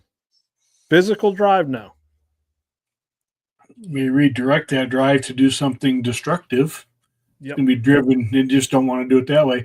So let's Blake Schnarr on that. It said that training your dog too often can suppress the drive or develop mental fatigue in your dog. But when the tracking season comes around, we run multiple tracks a day, weeks on end. Does that not develop mental fatigue as well? So again, training your dog too often can suppress the drive. No, it doesn't suppress the drive. If you are not challenging the dog and you are not, like we talked about earlier, if you are not working a balanced training schedule and doing and mixing in some short focused sessions, then what you're doing is you're killing that mental stamina. So again, mental drive, physical drive is, you have to be careful there, because people always think of drive as the physical drive. And I think, when we talk about mental fatigue, the first thing that comes to mind for me, well, in terms of other phrases, is burnout. You just freaking burn it out, man. Yep. And I don't mean physically. I just mean I'm just mentally fried, and I'm just done with whatever task it is. Now, one thing I got to say about Blake, you know dang well you're doing something right. I finally met Blake in Missouri. He tested. Blake was at year 2, UBT 2, I think, and the apprentice judge on that line said that was the best line handling that judge had ever seen. So, Blake, you know what you're doing, bro. And I look forward to chatting about that. And again, I can't say enough. It's not about training your dog too often. It's about the training that you're doing, your training tactics. We train dogs every day. Literally every day. We push these dogs to their limits and then some. But again, it's all about the consistency, the variations, the focus, so you've got to mix it up. You have to have that balanced training schedule, alternating between high and low intensity sessions, the shorter focus sessions, the isolation training, quality over quantity, so you have to have that balanced training plan. And I can write a training plan, and I can write a balanced training plan, but every dog is different. Yeah. And we hear, and Mark's last comment just came in. I'm going to touch on that. It says, Blake, I found that if the pup starts to get bored on mock tracks, change up the end prize. Big party, your lab guy should be no thing. So that's something we hear a lot. My dog won't take a mock track. My dog won't do mock tracks anymore. Your dogs don't do mock tracks anymore because you created that. The people don't like to hear that, but it's the truth. Typically, it's created by not challenging your dog enough, creating that mental fatigue, and the dog. Well, mental fatigue, mental stamina. You're not building on that, and guess what? The dog has that intelligence, and it knows that you're going to let it get away with it. So it shuts down, and then you just use the excuse, my dog won't take a mock track. So the dog trained the handler. Yep, and it all comes from your training plan. Let's grab Courtney's here. Now, Courtney, let's see. Yep, my UBT2, we didn't pass. I was so nervous and worked up. I knew when we left the house, we shouldn't have gone. I was on edge. The dog was on edge. We had a horrible start and really didn't advance 30 yards. The tester took the dog and we wouldn't track, just kept coming back to check on me. He wouldn't track and in some degree couldn't due to myself, due to me. Yep. And yeah, they are 100%, and especially lab, good Lord. I'm not sure my baggy and doofus looking, but really pretty smart bloodhound would give a crap about me. But these labs and things like that, boy, they're very. So let's talk about breeds for a minute, because some of that came up in some of the comments leading up to tonight's, and labs was one of them mentioned. There are different breeds who respond to or interact with people differently. We'll start with labs. Labs want to please you. Yep. That's all a lab wants to do. I own 2 labs. Actually, we own 4 right now. But 2 of them will be going to new homes eventually. But a lab wants to please you, and if they feel tension or they sense tension because you're giving off that pheromone, it will affect them. They're going to feel like they did something wrong, and that they're the reason that you're not happy. And it will show in their performance. Now you take a dog, and this is probably why I've been successful with cur dogs. That cur dog doesn't give a crap about me. Yeah. Honestly, it doesn't. You're a chauffeur and meal ticket. That's all you are to them. Yeah, they want that prize at the end of that trail. It's all about that hunt, and that's So again, finding the breed that fits you and your tracking style and your lifestyle is important. It does play a huge factor. Yeah, I agree. I mean, I'm hearing it more and more, and Courtney, your story is just another validation of that. I am one, to use Ethan's expression, 1,000% belief that absolutely matters. Now, Courtney's coming to test with me Friday. We got to get through the some of the administrative things, but for her one. And Courtney, don't worry about it. Leave the nerves at home. Your dog's fine. You're fine. It'll be a great, fun afternoon. Oh yeah. Let me just touch on probably two of the best handlers that I've ever tested. Yeah, please do. That's Jeff Still. Well, he lives in Mississippi, between Mississippi and Iowa. One of the best handlers I've ever tested, and Brant Green, who lives in Louisiana. Okay. Both of those guys are super calm and collective on a trail, and it shows in their dogs. And we tested Jeff and I've shared this story in Louisiana at the Duval event. And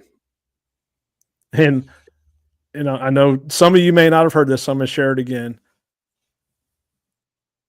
I was his judge on his started line. I went out there and I laid the line. Literally 2 hours later, we come back to run it, and a bulldozer literally bulldozed his line. Oops. And when I laid the line, there was no bulldozer in sight. There was no equipment there. And we're going down the first leg of the test. And right at the first 90 where it turned right, there's the bulldozer bulldozing that whole line.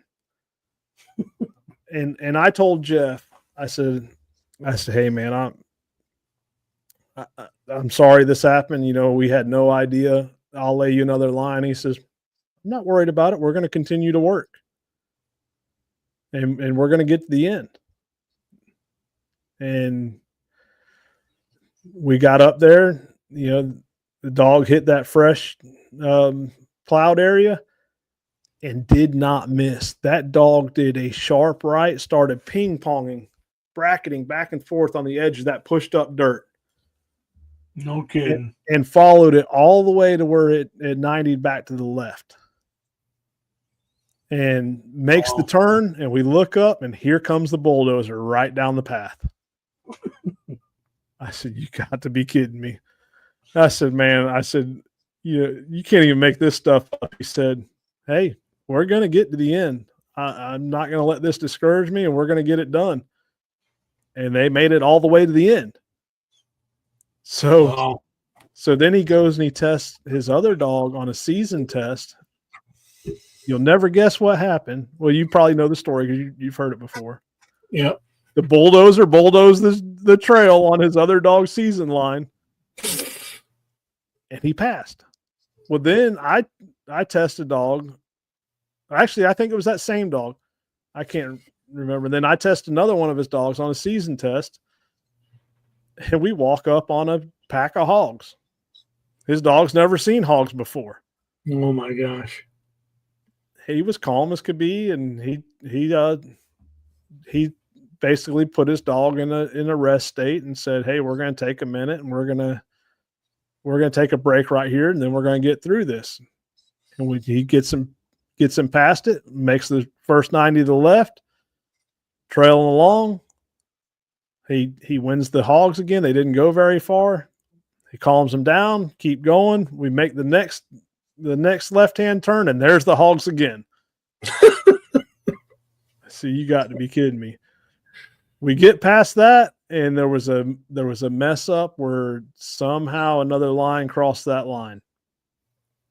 And I was honest with him. And well, he brought it up to me. I didn't know it. He said, well, my other test line went right through here. I see it on my Garmin. I said, you got to be kidding me. And these things happen. We're not perfect. He worked right past his dog started to go that way, and he corrected, got the dog refocused, and finished it out. I mean, so that goes to show how him being calm and collective and not getting worked up is what helped him pass that test. Now, Brant is an excellent handler, excellent judge, excellent handler. And I tested Brant. I worked with Brant through UBT testing as an apprentice under him, and just a super, super good guy, really calm. And I tested him on his started level test. It was a breeze. He went right through it. The season level test, hogs got on the track, and he even said, before the test, he said, hey, if we fail, it's because my dog failed. I'm not going to worry about him and follow my dog. And I'd never seen Brant really get nervous. And then at one point, after his first callback, I could tell it got to him a little bit because he allowed his dog to go right down the same path again where those hogs were. And then all of a sudden, it clicked, and he stayed calm, and he brought the dog back. He said, now we're going to get through this. Well, then I was not the judge on his finish test, but he told me what happened. He was going along, and on lead test, you have 40 yards. Well, they went down this in the middle of this creek. And actually, I think I've shared the picture before. He's standing in the middle of the creek. Well, the banks go up. It was 30 yards this way to the top of the bank, 30 yards that way to the top of the bank. He got there, and his dog, he's literally in flowing water. His dog turns to go up the bank, and the judge told me the dog was right from the start. Well, Brant started questioning it like, oh, crap. If I let the dog go, I'm going to get a call back if it's wrong. And he told me this. He started to he kind of panicked, and I believe he got a call back on time for not progressing. Oh, yeah. And then he's like, you know what? It is what it is. I'm going to follow the dog. Well, he started to try to go up the other side and check different areas, and the dog went right back. But again, he let it get to him. The dog started checking others. It did affect the dog for a minute, and then he super calm, collective. He said, you know what? I'm trusting my dog. We failed. The dog failed, and finished it out and passed. And, I share those stories because it could have easily went the other way. If they got flustered to the extent that they panicked, they would have never passed, and it would have went right to the dog. The dog would react on their emotions. Yep. So there is a story in the reverse. We talked about stories, situations where people were not successful with tests because of their nerves. Yep. And now there's the opposite, the other end of that, people who were successful because they were able to manage that and not be rattled by it. Right. And why did their dogs not get rattled by it? And why did their dogs want to continue pressing forward? Because they were mentally prepared. Mentally prepared. Yep. And it goes back to that working intelligence, which is where the handler and the dog work together. It's about how well the dog follows commands and cooperates as a team. And those dogs know when you're struggling. But if you prepare them for that, they will help you through it as much as you'll help them through it. Yep. Yep. And, the thing of it is, too, is look, at the end of the day, no test and no recreational or professional hunter's deer changes the way the earth revolves around the sun. So if you don't pass a test, so what? If you don't find a deer, so what? In the grand scheme of things. I don't say that to diminish, anybody's desire or to talk anybody out of, putting in work and effort, because you should, and you must. But don't let it upset you so much that it impacts your dog. And, on lead or off lead. On lead, I think there, what's your thoughts, Kenny? My perception is there's a compounding factor, because now you've got a conductor between you and that dog when you're tense on it. Off lead, yeah, maybe you don't have that physical connection, but there's particularly if it's a close working dog, it can do it, or it's not close working. You're constantly toning it back because you're freaking out because it's out of sight. I mean, you're going to stress the dog out. Yep. I think the dog can pick up on that. Well, that leads to Tony Hayes' comment right there. Well, we can do that one, but I was going to go. Is there another one? Hold on now. Tony Hayes' comment said, "We started obedience." Oh, right here. Yeah, I'm sorry. Yep. So we started obedience for Gamble to be a service dog for our special needs daughter. We utilized the e-collar, and he's incredible. I found we had to remove the prongs on the garment so he didn't feel it. Yeah. If he felt it, he'd heel and stay by my side.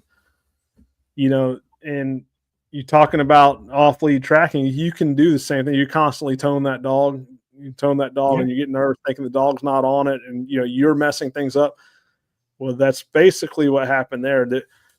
Someone utilized that e-collar to correct a behavior, an undesired behavior, through the obedience training, and it resulted in him not wanting to range out, and that's why you have to be very careful on heel with a tracking dog. And I will not use an e-collar to teach that, especially with an off-lead tracking dog. But the reason I brought that up is because you create that same scenario when you start panicking. You constantly calling your dog back. You're training your dog to constantly come back, and you crush that dog's confidence. Especially depending on what breed it is. Yep, for sure. Man, a lot of good comments here. I just love this discussion, man. Let me see where we're at. Oh, hey, let's go to Ryan Haley's comment. So last week was the Garmin discussion, right? Or the tracking system. I shouldn't call it the Garmin, but it was the tracking system. And Ryan was inquiring about the discount code. Last week, I got the Garmin Alpha 300 from Conkeys. Discount code worked flawlessly, and customer service was awesome. I got it 3 days after ordering. I used it tonight while laying a training line while listening to y'all tonight. Every time I would hear Kenny say, challenge the dog or mental toughness, I would add a 90-degree turn. Wish us luck. It's like that's a lot of 90-degree turns. Every time Kenny says mental toughness, boom, we're snapping a left. No, Ryan, all seriousness, man, that's awesome. And thanks for listening while you're out laying a practice line. Thanks for patroning, not patronizing, but patroning one of the ABTA partners, and glad the discount code works. Thank you, Conkeys, for being responsive and supportive, man. That's awesome. And be prepared, Ryan. You're gonna love that Garmin, man. At least I think you will. That's awesome. What comments have we missed, Kenny? I know there's a bunch. Let me go back up. There was been a bunch coming in. Let's hit. Well, no. I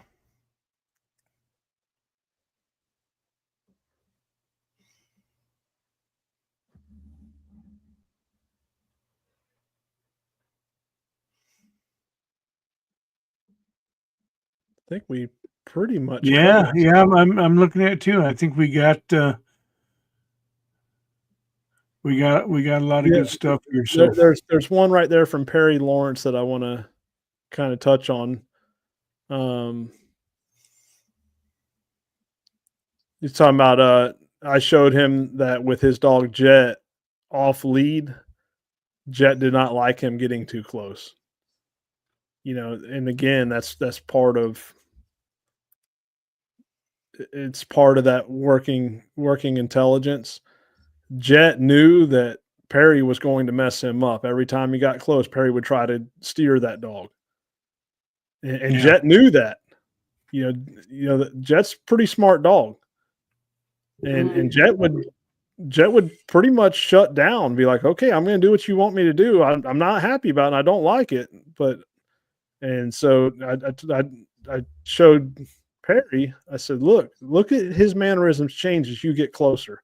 It's because you're trying to steer that dog. You're not trusting that dog. You're not letting that dog work. And it goes back to that working intelligence, where the dog wanted to please Perry because it's a lab, wanted to please Perry and had that working intelligence to do what Perry wanted. But at the same time, he had the instinctive and the adaptive intelligence to know that it's not right, but because he wanted to please Perry, and it's ingrained in that breed. Yeah. He did what Perry wanted him to do, and Perry was messing him up. Yeah. Yeah. Yeah, absolutely. I'm trying to think of there's a phrase. Again, my old manness is showing. So all right, buddy, we're over 2. So okay. I want to do a couple of things here. Subject to anything else you wanted to talk about. But Ryan Haley, man, shoot us a note, buddy. I want to see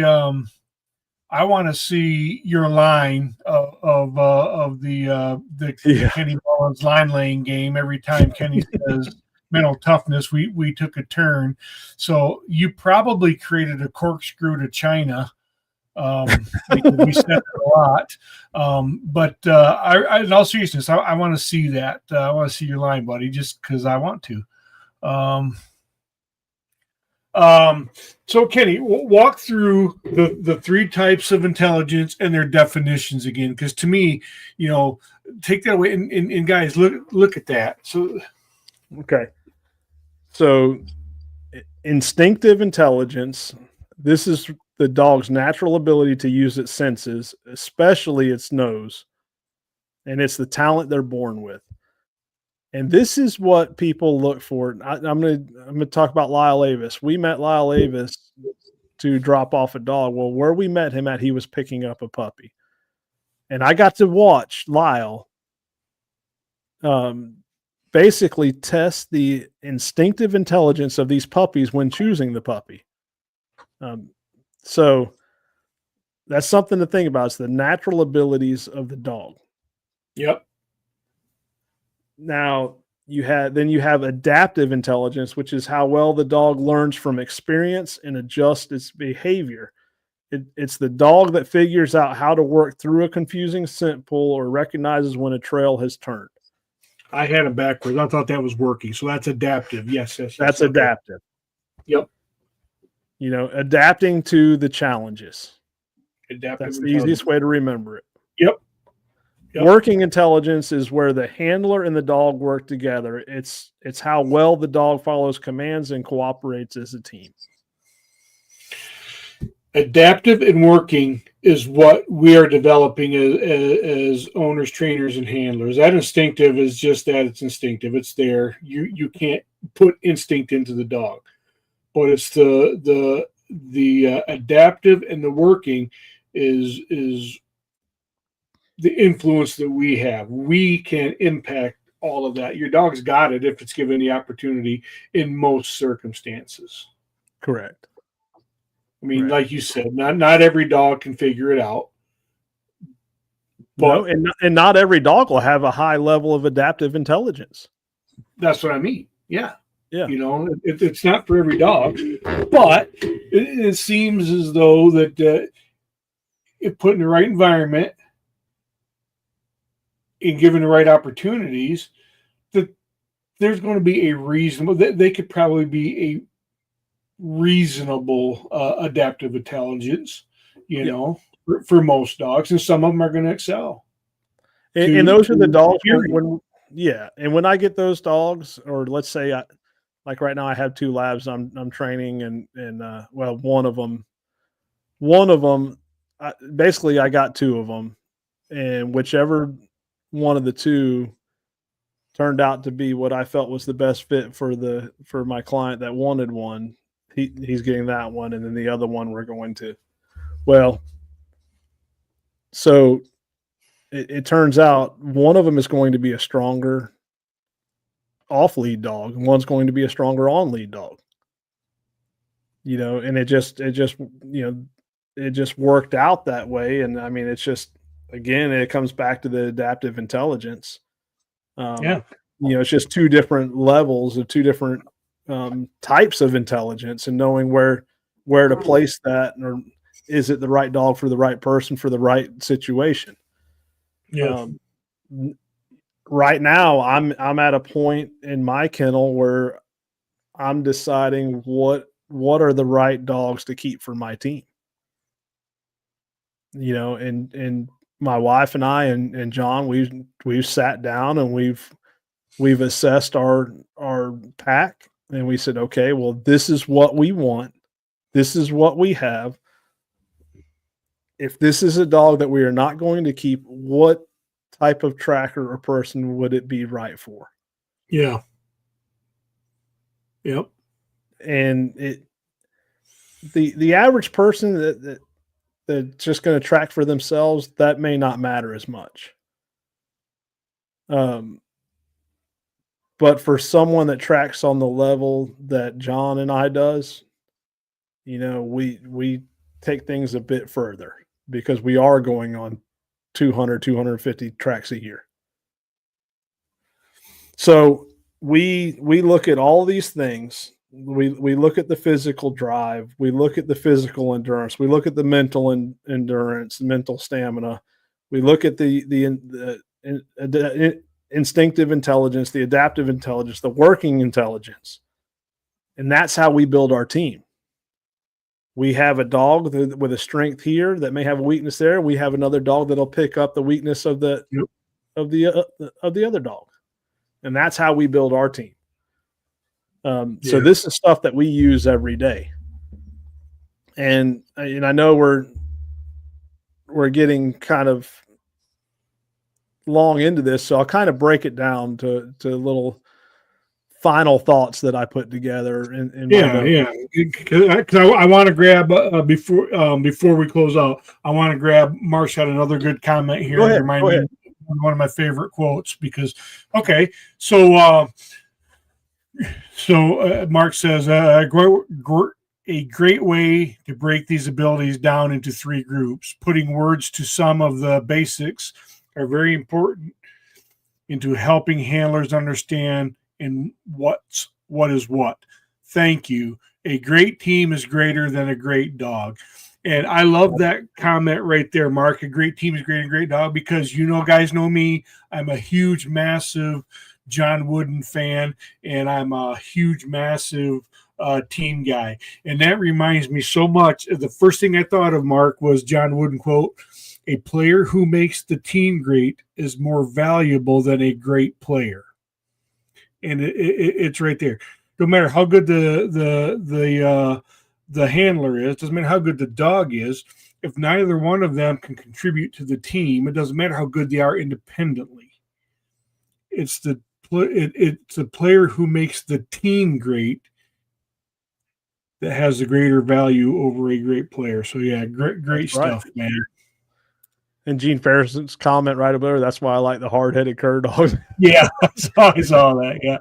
Yeah. Gene and I have similar tracking styles. And Okay. So what's the takeaways? It's just where I was going. So go ahead. Take it away. Take away. So tracking dog intelligence, mental stamina, and mental fatigue are all part of the same equation.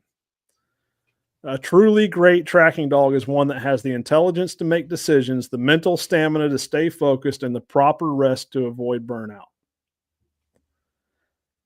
As a handler, it's your job to recognize the balance. Train hard, but also train smart. Push your dog, but know when to let them rest. That's how you build a confident, reliable tracking team. And it goes back, and I want to touch on this again. Balanced training schedule, alternate between high and low intensity sessions and shorter focus sessions, isolation training, isolation drills, quality over quantity is key. As always, I want to thank everyone for tuning in. It's all of our passion about tracking dogs that want us to learn more. It makes me want to learn more and constantly studying. And Matt, I probably bug you every day with something that I found. Matt can tell you every day I'm studying something. Yes, I agree with that. And it's the motivation from the people who tune in here that keeps me doing that. And it's, I appreciate it. And I do want to add, not only do we do these live streams, all of these are posted on all.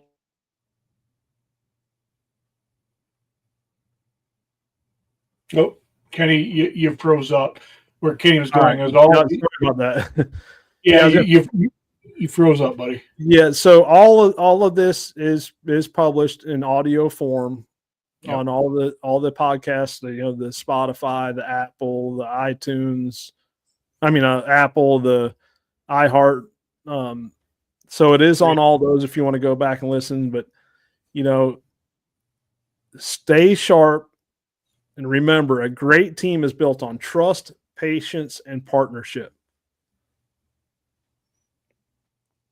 Yep. So that's my final thoughts. That's your final thoughts. And I couldn't say it more. And what I would, I guess my final thoughts are just be thinking, that adaptive and networking. I love breaking that down. Think about how you are impacting those in everything you do on the trail or on the training line. You're doing something to impact those, positive or negative. And now that we've talked about it, I will be more conscious of it. So be more conscious of it and ensure that your impact is a positive impact.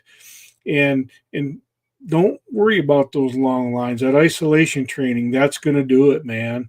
And you can do several isolation lines in an outing. But the isolation is, and that's the football coach in me. You don't go to practice and run plays all day. You break down and you do individual work. You do specific, scenarios and drill work. That's where the skill is built, not in running the plays, not in playing the game. Now, you can argue appropriately that in the tracking world, on real tracks, that's where the learning is done. But we're talking about practice. What can you do? What can you do to maximize the benefit? And I am a believer in that isolation training, that situational stuff. So adaptive and working. Yep. You're doing something to impact both of those. Be mindful of it and make sure it's positive. So let me ask you one question, Matt. Yeah. How many successful football players did you see not participate in practice? Yeah, probably something close to none. You've got to, but that's a funny analogy. Yeah, we're running along, but now you got me started. You can have all kind of natural ability in the world.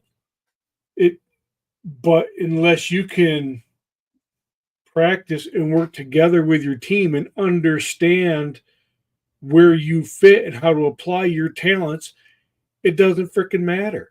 I don't care how fast you run or how hard you hit. If I put you on that field, Mr. Stud running back, if I put you on that field by yourself with 11 defenders on the other side of you, you are useless. It is that simple. Yep. You got to practice. You need your teammates, man. So, yeah. And if that running back doesn't work with those people that's blocking for him, and they don't know how to work together and which one's going to do what, it'll never work. It ain't going to happen. It ain't going to happen. So, yeah, let's recap forthcoming events, man. So we got PA. Michael just talked about PA. Get registered there. There's still testing slots available. There's still registration seminar slots available. Come get Michael's homemade Polish sausage and stuff. There's about a month later, there's a Michigan event. That one's shaping up to be, I think, is going to be a good one too. It's only a seminar event, but Kenny and I are doing some mental gymnastics on what I think is going to be some pretty cool stuff. There may be a debut at this event if things shake out right, and I'll just leave it there. And then there's Iowa in September. All of those events are still open for registration. Register now. If you have questions, hit us up. And we already have events on the schedule for next year. Yeah. The demand is growing. The demand is growing. And we have an Arkansas event next year already. The details will be coming out on the website very soon. We already have the Alabama event scheduled. And then we have a couple others, and we have a new state that has been asking for a long time that we're working out some details on. So a lot to come. Pretty exciting stuff. I mean, it truly pretty exciting stuff. So yeah. Are we gonna tease who the next week's guest? Oh, yeah. So next week he does have quite a few stinky drooly bloodhounds. stinky drooly bloodhounds.